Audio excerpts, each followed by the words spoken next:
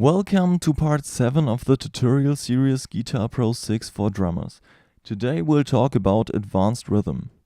One thing we haven't touched so far are grace notes. You need them to write rudiments down that incorporate flams or drags. One example is the flam tap, that are just two 16th notes with a grace note before that. To turn something into a grace note, go over here. There are two types of grace notes, a grace note before the beat or the grace note on the beat. Usually we use the grace note before the beat. For a drag that works similar, let's try it with the single rhythm cue. That is just a triplet with a 8th note after that and a drag in the front. Another thing that is occasionally used within rudiments are rolls or buzzes. There is an option to write that down easily as well. Let's try it with the 9-stroke roll. Just enter a quarter note and go over here to tremolo picking. There you can select the note rate. In this case it's 32nd notes, and that gives us one quarter note worth of 32nd notes. So it's 8 32nd notes plus that one note makes 9 strokes. Now we can have a quick listen.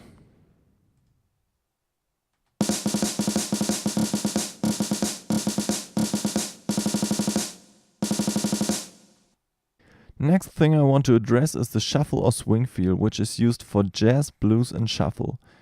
In Guitar Pro there are different options available. Up here you can select either 8th note or 16th note feels, either on a triplet bass or based on dotted notes. Our usual jazz feel is this one up here in the left. I'll write out a jazz groove to show you how that works.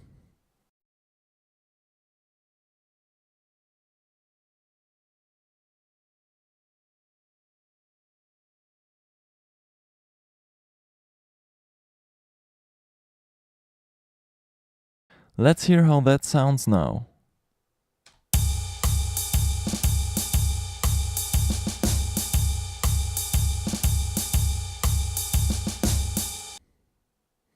Let's get to the actual fun stuff now, odd time and phrasing. To change the time signature, either go up here or press Ctrl T. Let's try a 10/8. You can change the phrasing down here. Let's try two groups of 3/8 and two groups of 2/8. To demonstrate that, I'll write out a groove for you. First bar is in 10/8 and second bar in 9/8. And we mustn't forget to change back from the swing feel to a straight feeling. If you want to create a song where 10/8 and 9/8 alternate each bar, but you don't want to type in a change of time signature every bar, you can utilize a so-called composite meter. That means you just throw them together and add 9 to 10, which makes 19/8 in total. You can go up to 32 in Guitar Pro, so 19/8 is possible. You can even maintain the phrasing you had in the original.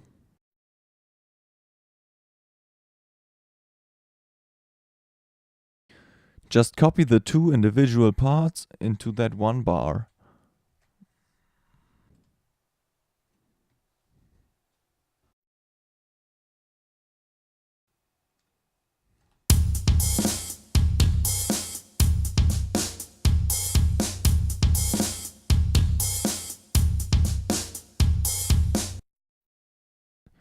If you wonder how to enter polymetric grooves into Guitar Pro, there is a trick to it, because technically you can't put two different time signatures in different tracks against each other at the same time.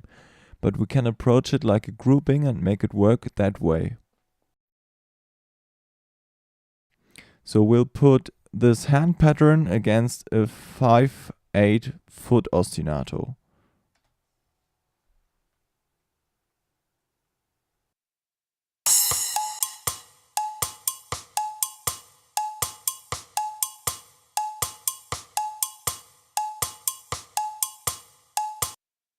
That was just the hand pattern on its own. It's a 4/4 and has kind of a Latin vibe.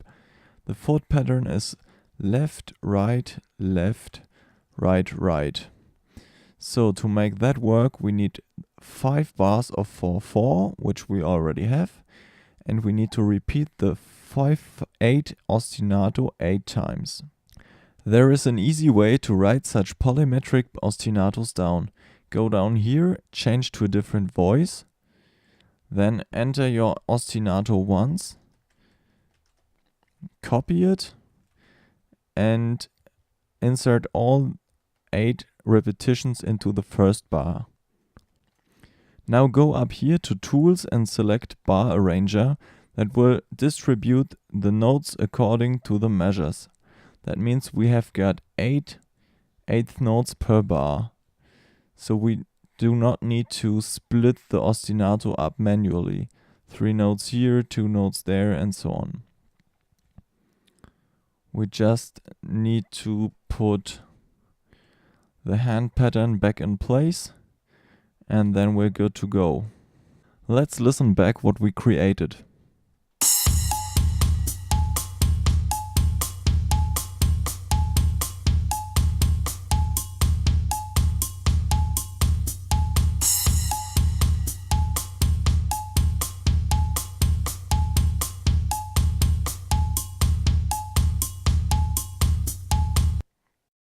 That sounds pretty messy, but that's inherent to the polymetric stuff. You have to get used to hearing different patterns at the same time. Let's continue with note values. You know the single dotted note, which adds half of the note value. There is a double dotted note as well, to be found up here. That adds 3/4 of the value. To see how that lines up, I'll add in some 16th notes up here. And as you can see, that regular dotted quarter note is worth of 1/4 note plus 1/8 note. And the double dotted quarter note is 1/4 note plus 1/8 note plus 1/16th note. Let's listen back to see how that sounds back to back.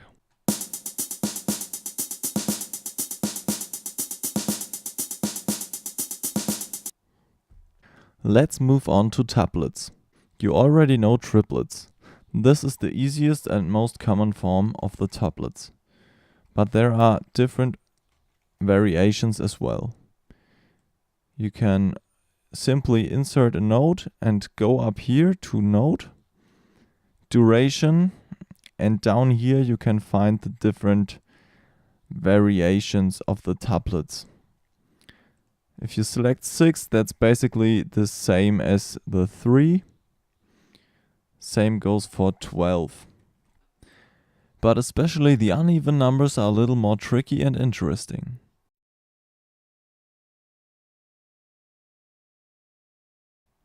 You can find all the different tuplets up here. Just try them out and figure out how they work. If you want to get really weird, go down here to n:(m). There you can make up your own tuplets. For example, 11 notes are equal to 5 notes. Okay. And now we can create anything that's mathematically possible. Whether you can play it or not, that's a different question. If you get these red numbers under the notes, but you know that it's mathematically correct and will resolve to the end of the bar, mark them and go over here to force a tuplet bracket.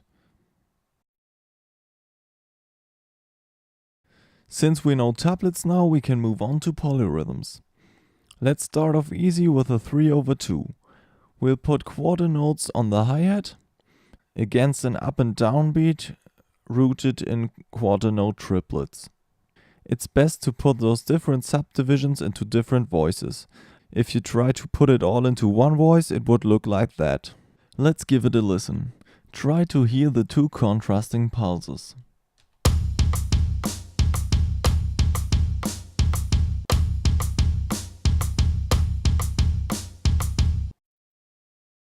From here we can take it to metric modulation or implied metric modulation, because implied metric modulation gives the illusion of speeding up or slowing down and is based on a polyrhythm. To have a reference, we need just a basic rock groove. To create the implied metric modulation, copy that, paste it in the next bar, mark it, and for example turn it into triplets. Copy that pattern again and fit it into some bars. Give it a quick listen to hear what that sounds like.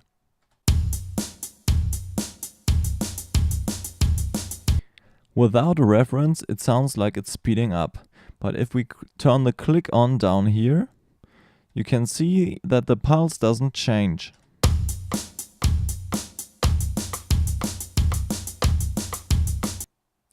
We can, however, change the pulse as well.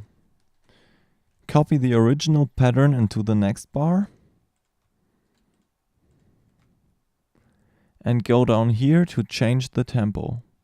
In this automation editor you can change the tempo as well as the other parameters we covered before.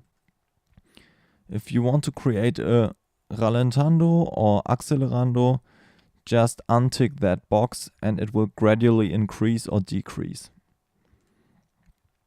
We now need an abrupt change, so go to bar 22 and pick up the tempo from 120 to 180.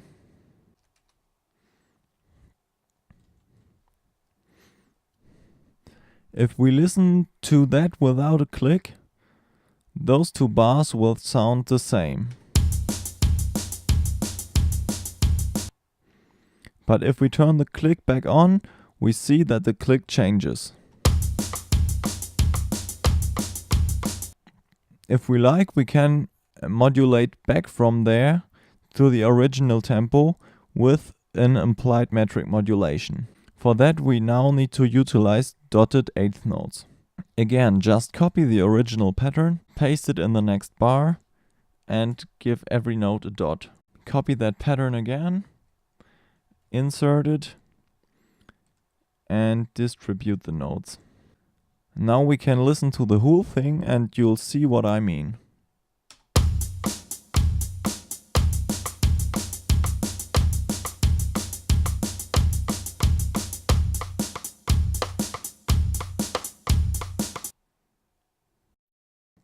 One last thing I want to quickly talk about is free time, to be found up here.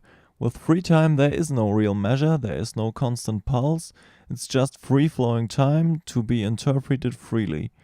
The computer can't really replicate that, but you can at least write it down. That's it for this episode. I couldn't go deep into all those rhythmic concepts, because that would have taken way longer. If you're interested in that, head over to Aaron Edgar's channel. He's got great explanation videos on most of those topics. So, see you in the next video.